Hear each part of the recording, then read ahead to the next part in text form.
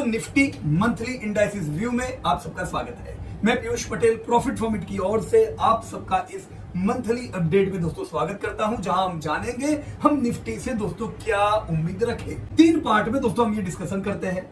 हमने पहले क्या कहा था, क्या हुआ और अब हम क्या उम्मीद करेंगे। इन 3 पार्ट पे दोस्तों हम बात करेंगे। दोस्तों हालांकि निफ्टी की जो चाल होती है, निफ्टी बढ़ता है या टूटता है, ये दोस्तों 2 चीजों पे ज्यादा डिपेंड होती है। एक, जब हम निफ्टी 50 की बात कर रहे हैं तो निफ्टी 50 कंपनीज की अर्निंग बोले तो ईपीएस ग्रोथ। दोस्तों निफ्टी कितना बढ़ेगा या घटेगा ये डिपेंड करता है आज हमें कितनी अर्निंग मिल रही है, कितनी मिलती थी, कितने ग्रोथ से बढ़ी और हम कितना उम्मीद कर रहे हैं। दोस्तों हमारी ये उम्मीदें अगर बढ़ती है तो निफ्टी में आपको रैली दिखाई देती है और ये उम्मीदें अगर घटती है तो दोस्तों निफ्टी टूटता है।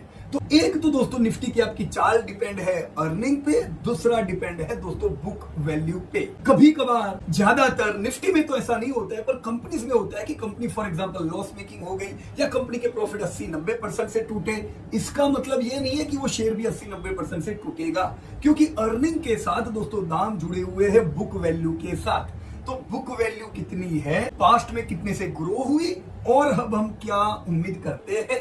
जितनी उम्मीदें ज्यादा उतना निफ्टी या कंपनी करेगी रैली, जितनी उम्मीदें कम उतना दामों में आती है दोस्तों गिरावट। तो इन दोनों चीजों के साथ जुड़ा हुआ होता है आपका वैल्यूएशन, राइट फ्रेंड्स। तो वैल्यूएशन यानी क्या, आज जो दाम मैं निफ्टी के लिए या कोई कंपनी के लिए दे रहा हूं ये अर्निंग के मुकाबले कितना है, या मैं ये भी कह सकता हूं जो दाम दे रहा हूं वो बुक वैल्यू के मुकाबले कितना है। तो हम पीई यानी कि प्राइस टू अर्निंग देते हैं, हम पीबीवी यानी प्राइस टू बुक वैल्यू देखते हैं, राइट फ्रेंड्स। तो हम 3 पार्ट में आज डिस्कशन करेंगे। आपने चैनल सब्सक्राइब नहीं किया है, पहले चैनल सब्सक्राइब कर दो ताकि इंपॉर्टेंट ये अपडेट मिस नहीं हो जाए, right. So first latest talk हमने दोस्तों तो इससे पहले बात की थी जोश जुलाई में।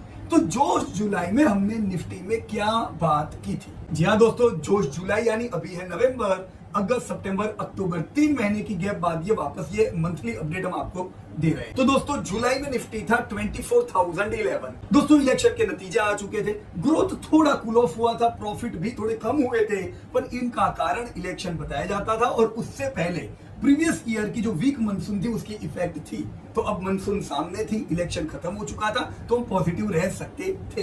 दोस्तों इसी कारण से हमने क्वार्टरली लो ट्रैक करने को कहा था। दोस्तों जब हम मंथली बात करते हैं तो मंथली लो ट्रैक करना चाहिए, पर कई समय पे जब कैंडल्स बड़ी छोटी होती है, रेंज छोटी होती है, ऐसे समय पे आप अगर प्रीवियस मंथ की कैंडल या प्रीवियस कैंडल ट्रैक करोगे तो वो तो छोटी होने के कारण दोस्तों ब्रेक हो सकती है, तो वो डिसिसिव मूव नहीं हुआ। तो हमने आपको कहा था कि क्वार्टरली लो 21,281 ट्रैक करें, क्योंकि निफ्टी हर महीना हायर हाई हायर लो लगाता जा रहा था मंथली बेसिस पे, क्वार्टरली बेसिस पे। तो जब तक निफ्टी मंथली लो या क्वार्टरली लो ब्रेक नहीं करता है तब तक हम क्यों नेगेटिव रहे। सो हमने कहा लो ट्रैक करो और पॉजिटिव स्टांस में रहो। दोस्तों हमारा टारगेट था 25,094। How much? 25,094। जब ये साल की शुरुआत हुई थी तब ये हमारा निफ्टी का दूसरा इस साल का टारगेट था। तो 25,094 की और हमें उम्मीद थी कि निफ्टी जाएगा फ्रॉम वेयर, फ्रॉम 24,000 और फर्दर। दोस्तों डिमांड ऐसी अच्छी रहे, प्रॉफिट अच्छे रहे तो बाजार 27,200 भी दोस्तों जा सकता है, राइट। तो अपना टारगेट क्या था 25,094 और उसके बियॉन्ड 27,000। उसके साथ नेगेटिव ट्रेंड भी ध्यान में रखें। दोस्तों निफ्टी नेगेटिव ट्रेंड में एंटर हो सकता है अगर निफ्टी प्रीवियस क्वार्टर का लो ब्रेक करता है तो। So this was what we discussed during July. अब दोस्तों इस पार्ट में हम देखेंगे निफ्टी में क्या हुआ टिल लास्ट मंथ। सो निफ्टी कहां आ गया दोस्तों, निफ्टी 24,205 का पिछले महीने अक्टूबर का दोस्तों क्लोजिंग था। दोस्तों चार्ट आपके सामने है, निफ्टी 11 महीने तक, जी हाँ दोस्तों, नवंबर 23 से सितंबर 24 तक हमने कंटिन्यू 11 महीने की रैली देखी। हर एक महीने निफ्टी ने दोस्तों higher high higher low higher close किया। एक आध महीने को छोड़ के जो इलेक्शन वाला महीना था वो महीना निफ्टी ने लोअर लो लगाया, पर क्लोजिंग तो दोस्तों हाई ही हुआ था। तो हम ये कह सकते हैं कि 11 महीने की हमने निफ्टी में जबरदस्त तेजी देखी, स्टार्टिंग फ्रॉम नवंबर 23 टू सितंबर 24। तो ये रैली हमने 18,838 से 277 तक की दोस्तों हमने देखी, यानी 7439 पॉइंट्स की एक स्ट्रॉन्ग रैली। जो अगर हम परसेंटेज वाइज देखें तो 39.4% की हमने स्ट्रॉन्ग रैली इन 11 महीने में दोस्तों देखी। जी हाँ दोस्तों, जो हमारी उम्मीदें थी 25,094 का इस साल का सेकंड टारगेट क्लियर करने की, वो भी दोस्तों टारगेट क्लियर हो गया। अब हमें ये नहीं भूलना चाहिए कि ये जो 11 महीने की जो तेजी देखी 39.4% की रैली की, इससे पहले निफ्टी 24 महीने, जी हाँ दोस्तों 24 मंथ के एक लॉन्ग करेक्शन में रहा था। दोस्तों अभी एक ही महीना बाजार टूटता है और आप लोग सोचते हो अरे बाप रे मेरा क्या होगा, बाजार बहुत टूट गया है। तो जस्ट इमेजिन दोस्तों, एक महीने के सामने ये 24 महीने देखो जहां निफ्टी 3700 पॉइंट्स टूटी थी। Let me tell you friends, this was 24.4% correction. तो ऑलरेडी दोस्तों आप इस रैली से पहले 24 महीने का 24% का एक करेक्शन दोस्तों देख चुके हो। जो लोगों ने दोस्तों ऐसे करेक्शंस में एसआईपी की होगी, अक्यूमुलेट किया होगा दोस्तों, उन्हीं लोगों ने सबसे ज्यादा इस रैली का फायदा उठाया। दोस्तों जो लोग सिर्फ रैली देख के आते हैं उन्हें ऐसे ही करेक्शन का सामना करना पड़ता है। So in market always be prepared. आप बोलो एक ही महीने बाजार चले, बाजार बहुत चल गया है, या एक ही महीने बाजार टूटे, बाजार बहुत टूट गया है, ऐसा कुछ भी नहीं होता दोस्तों। एक लॉन्ग विजन ध्यान में रख के दोस्तों आगे बढ़े। सो यस फ्रेंड्स, ये 24 महीना हम 24% क्यों टूटे थे, याद कीजिए दोस्तों, Russia Ukraine war, inflation high था, इंटरेस्ट रेट बढ़ते चले गए, काफी देश उस समय प्रॉब्लम में आए, खास करके डेवलपिंग इकोनॉमी की करेंसी धराशायी हुई। दोस्तों ऐसे समय पे हमने पूरा 24% का करेक्शन देखा। उसके बाद अब ये भी देखो कि 11 महीने में 40% बाजार कैसे चला। वो इसलिए चला दोस्तों क्योंकि करेक्शन के दरमियान सेल्स तो बढ़ते ही जा रहे थे, डिमांड में तो कमी थी नहीं। पर कमी कहां थी दोस्तों, बढ़ती महंगाई, बढ़ते इंटरेस्ट रेट की वजह से प्रॉफिट्स टूटे हुए थे आपकी कंपनीज के। तो जैसे ही इन्फ्लेशन कूल ऑफ हुआ दोस्तों, आपने प्रॉफिट्स को बढ़ते देखा, और यही बढ़ते प्रॉफिट्स में दोस्तों आपको जबरदस्त रैली कराई। सो दैट्स ग्रेट फ्रेंड्स, हमने करेक्शन भी देखा, हमने रैली भी देखी। करेक्शन में हम 100% कहते थे दोस्तों, अगर आप 10,000 की एसआईपी करते हो 20,000 करो, एक्सटेंड करो। वही समय दोस्तों हम रैली में कहते थे कैश रखो, कैश रखो, कैश को कभी नफरत ना करो, क्योंकि यही कैश करेक्शन में, एक्यूमुलेशन में दोस्तों काम लगेगी। I hope now you are able to understand why we used to interpret between doing more SIP in equity during correction and why we suggest to hold cash during rally. अब दोस्तों October महीना यानी पिछला महीना हमने already Nifty को lower high, lower low और lower close बनाते देखा। तो यस दोस्तों, एक बेरिश एंगल्फिंग कैंडल आपने देखी कंप्लीट रैली के बाद, जो ये डिनोट करती है कि यस मैंने करेक्शन मोड शुरू कर दिया है। अब जब करेक्शन मोड शुरू हो चुका है तो हमें एज ए इन्वेस्टर दोस्तों एक्टिव रहने का टाइम आया है। दोस्तों कितना करेक्शन रहेगा टाइम वाइज, कितना करेक्शन रहेगा डेप्थ वाइज, उसकी दोस्तों अब हम बात करेंगे। राइट फ्रेंड्स, तो करेक्शन को ट्रिगर करने वाली चीज क्या है दोस्तों, प्रॉफिट्स आपके टूट रहे हैं, बढ़ते इंटरेस्ट रेट ऑलरेडी आपके सबसे बड़े सेगमेंट को तो तोड़ ही रहे थे दोस्तों। पर उसके साथ दोस्तों पिछले साल की लो मॉनसून, इलेक्शन, इन सब चीजों ने डिमांड को थोड़ा कम किया है और प्रॉफिट आपके अच्छे नहीं है, ये ध्यान रखे Q2 में। तो Q2 ट्रिगर क्या है दोस्तों, डिक्रीजिंग प्रॉफिट्स, और इसकी ट्रिगर बाजार पे क्या दिख रही है, करेक्शन मोड। तो ये तो चीज नेगेटिव है। पॉजिटिव क्या है दोस्तों, अभी बरसात अच्छी गिर चुकी है, जिसके पॉजिटिव स्पिल ओवर इफेक्ट अब हम आने वाले साल में देखेंगे। इंटरेस्ट रेट अभी हाई है जो नेगेटिव है, पर अब इंटरेस्ट रेट कम होंगे तो वो positive spill over effect again कई सेक्टर को देंगे। पर ये हो तब की बात है, अभी तो दोस्तों चित्र नेगेटिव है। तो अब हम इन डेटा के आधार पे दोस्तों नवंबर में क्या उम्मीद करें। Right friends, so what to expect in nourishing November, Nifty is 24,205। So friends, जो सबसे पहले मैंने बात कही थी उसको ध्यान रखिएगा, खाली अर्निंग नहीं, बुक वैल्यू भी बाजार को सपोर्ट देती है। तो बाजार टूटेगा कितना, बाजार टूटेगा कितने समय तक, इसका जवाब आपको मिलेगा दोस्तों इकोनॉमी से। जब प्रॉफिट बढ़ेंगे या प्रॉफिट बढ़ने के इंडिकेटर मिलेंगे दोस्तों, वो ट्रिगर होगा आपके बाजार को चलने का। तब तक दोस्तों नेगेटिव स्टांस रखना चाहिए। तो नेगेटिव स्टांस में मैं क्या करूं? दोस्तों हम इन्वेस्टर है, तो एज अ इन्वेस्टर आप में से ज्यादातर लोग कमा रहे हो दोस्तों, you need to activate your SIP. ये समय है दोस्तों एसआईपी में एक्टिव होने का। आप जितनी एसआईपी करते थे, अब आने वाले कुछ समय तक दोस्तों एसआईपी को आपको इंक्रीज करना चाहिए इक्विटी में। फिक्स सिक्योरिटी में अब कुछ समय दोस्तों एसआईपी कम करो। जब बाजार चलेगा तब वापस क्या करना, तब इधर की एसआईपी कम कर दो, फिक्स सिक्योरिटी में ज्यादा करो। अब तो दोस्तों बुलावा आ चुका है आपको बाजार का, राइट। तो निफ्टी 24,205 है, लोअर हाई लोअर लो लोअर क्लोज लगा चुका है। तो अब नवंबर महीने में दोस्तों सबसे पहले एक और नए लो की तैयारी रखनी चाहिए। वो कितना? So note down in the diary 23,350। दोस्तों 23,350 आपका नवंबर महीने का पहला सपोर्ट रहेगा। तो 23,350 would be your 200 EDMA also. तो दोस्तों सबसे पहला ट्रिगर क्या है? 23,550 आपका नवंबर का दोस्तों पहला टारगेट। सो बाइंग ट्रिगर 23,550 से दोस्तों शुरू हो जाना चाहिए। उधर से दोस्तों सपोर्टिंग अटेम्प्ट हमें अलग अलग लेवल पे, it depends on upcoming economic indicator मिलेंगे कि भी बाजार को ज्यादा टूटना है, कितना समय टूटना है, ये किस पे डिपेंड है। अब जो इकोनॉमिक अपडेट आएंगे उस पे दोस्तों ध्यान रखने, right. So what was your first target? 23,550। दोस्तों ये हुआ आपका फर्स्ट टारगेट, लोअर लेवल भी ध्यान में रखे। और आगे चलते 22,894 and 21,716 should be your target. दोस्तों ये जो पूरी रेंज हुई 23,550 से 21,716 की, ये पूरी जोन हुई आपकी बाइंग जोन। इसका मतलब ये नहीं है कि मैं इन टारगेट की वेट करूंगा, हरगिज नहीं दोस्तों। डिपेंड करता है कि कैसे इकोनॉमिक इंडिकेटर आते जा रहे हैं। ध्यान रखना है दोस्तों ग्रोथ पे और इन्फ्लेशन पे, इंटरेस्ट रेट घटता है कि नहीं, इन चीजों पे, इन पे डिपेंड है दोस्तों डीप कितना जाना है और कितना समय दोस्तों इसे रहना है। Q2 तो आपने खराब देख ही लिया है दोस्तों, जहां पे प्रॉफिट ग्रोथ नहीं है, राइट। अब जो इंडिकेटर आएंगे उस पे ध्यान रखिएगा। So where I will be hyper active 23,550 से अपना ट्रिगर शुरू होना चाहिए।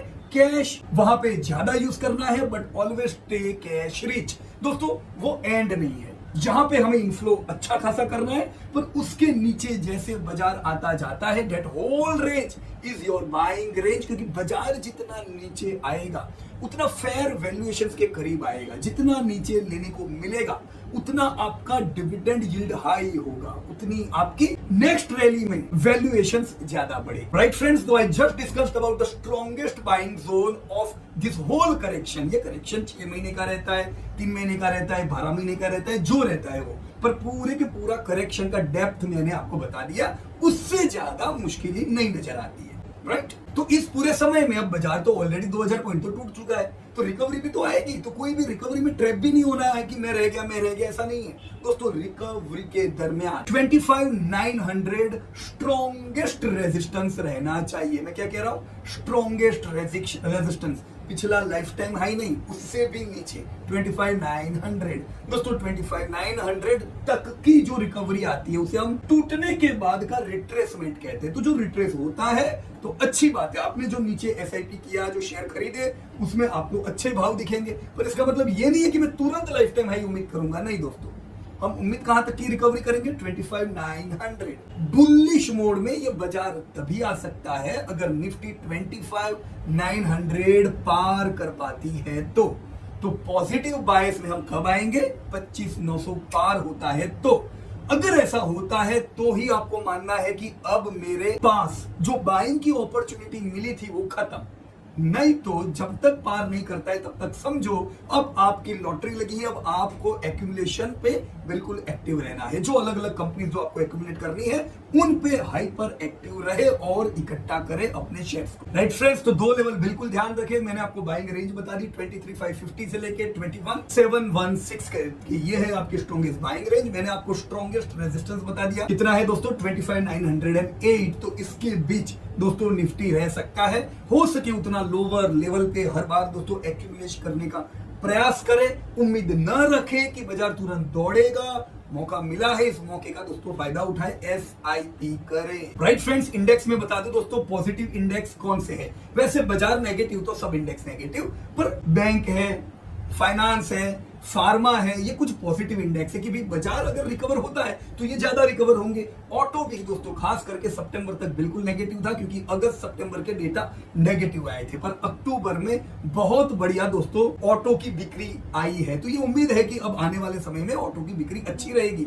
जस्ट रिसेंट ये मीटिंग शुरू करने से पहले आईआईपी डेटा अपडेट हुए, मैंने उसमें भी देखा यस सितंबर में दोस्तों अच्छी बिक्री हुई है। राइट फ्रेंड्स, जीडीपी बता दूं दोस्तों, जीडीपी ऑलरेडी स्ट्रॉन्ग उम्मीद कर रही है दोस्तों। 7% तो ये साल की उम्मीद आईएमएफ की भी है और आरबीआई ने तो 7.2 उम्मीद किया हुआ है। तो ग्रोथ में दुनिया जो प्रकार से जा रही है उनके सामने इंडिया में कोई दिक्कत की बात नहीं है। India fastest growing major economy दोस्तों है। राइट, अब नजर रहेगी दोस्तों इस महीने की 30 तारीख पे, क्योंकि इस महीने की 30 तारीख पे Q2 के जीडीपी डेटा भी आएंगे। Right now let us move to inflation. दोस्तों इन्फ्लेशन के भी बिल्कुल लेटेस्ट डेटा अवेलेबल है। आज जब ये मैं रिकॉर्डिंग कर रहा हूं 12 तारीख है और अभी कुछ मिनटों पहले इन्फ्लेशन के भी डेटा आए। दोस्तों इन्फ्लेशन बड़ा हाई था, जिसके कारण हमने ऑलरेडी 2 साल का एक लंबा करेक्शन देखा था। पर जैसे जैसे इन्फ्लेशन नीचे आता गया, प्रॉफिट्स आपके बढ़े, जिससे आपने तगड़ी रैली भी देखी। अभी पिछले दोनों महीने दोस्तों इन्फ्लेशन के लिए आप देख सकते हो बुरे रहे, बट इट वाज एक्सपेक्टेड। दोस्तों आरबीआई ने भी कहा था कि ये 2 महीने इन्फ्लेशन इन्फ्लेटेड रहेगा, तो बुरी बात है। पर अक्टूबर के इन्फ्लेशन के जो डेटा आएंगे उसके लिए भी प्रिपेयर थे। दिस इज नेगेटिव, पर उम्मीद थी कि बुरा ही आएगा।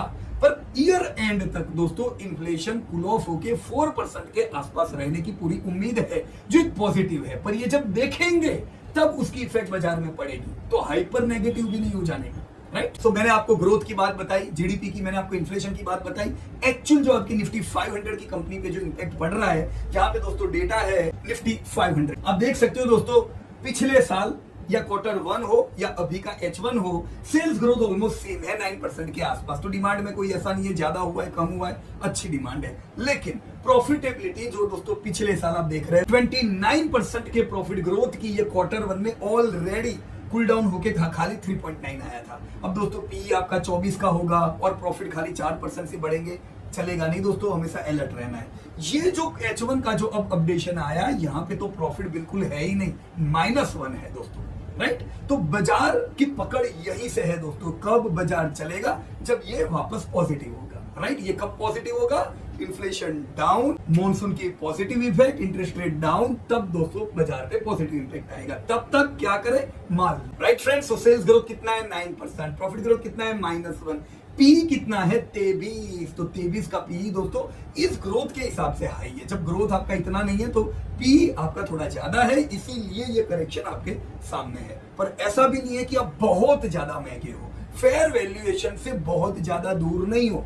तो जब भी बाजार टूटेगा दोस्तों वैल्यू बाइंग तो यहाँ पे तगड़ा है। Friends, this is your dividend point chart. बड़ा इंपॉर्टेंट चार्ट है। आप देख रहे हो दोस्तों किस प्रकार से हर साल डिविडेंड इनकम आपकी बढ़ती जा रही है। तो इसका बाजार से कोई कंसर्न नहीं है दोस्तों। बाजार गिरे चले, ये पैसा तो अपने बैंक में आता ही है। And let me tell you दोस्तों, अभी तक इस साल के 8 महीने हुए हैं, पर इन 8 महीनों में पिछले साल के मुकाबले ज्यादा डिविडेंड ऑलरेडी आ चुका है।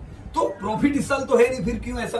क्योंकि दोस्तों जो आपके Q4 के जो प्रॉफिट्स थे उसकी तो डिविडेंड आपको Q1 में आई ना इस साल। सो ओवरऑल डिविडेंड इनकम तो आपकी इस साल अच्छी ही है। राइट, और सबसे आखिर में दोस्तों निफ्टी फेयर वैल्यूएशंस का चार्ट है, जहां पे मैंने historical GDP growth, historical EPS और उससे बाजार कितना प्लस माइनस हुआ है, ये सब डेटा दिए हुए हैं। दोस्तों अभी मैं क्या उम्मीद कर रहा हूं? अभी इस साल दोस्तों जीडीपी तो चलो अच्छा रहेगा, तो ये साल का ईपीएस में खाली 989, पिछले साल के 970 के मुकाबले खाली उम्मीद कर रहा हूं, जिससे फेयर वैल्यूएशन 21,000 के आसपास आती है।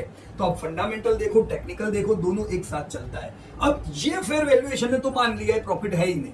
राइट, अब जैसे जैसे आगे बढ़ेंगे प्रॉफिट सुधरेंगे तो फेयर वैल्यूएशन भी सुधरेंगे। तो ये साल का इतने प्रॉफिट पे 21,000 का फेयर वैल्यूएशन है। जैसे जैसे हम आगे बढ़ेंगे दोस्तों 2030 तक, 2030 में मैं यही ईपीएस को 1800 पहुंचते देखूंगा, जिससे 2030 में दोस्तों निफ्टी की रेंज में 36 से 42,000 के बीच में दोस्तों देखूंगा।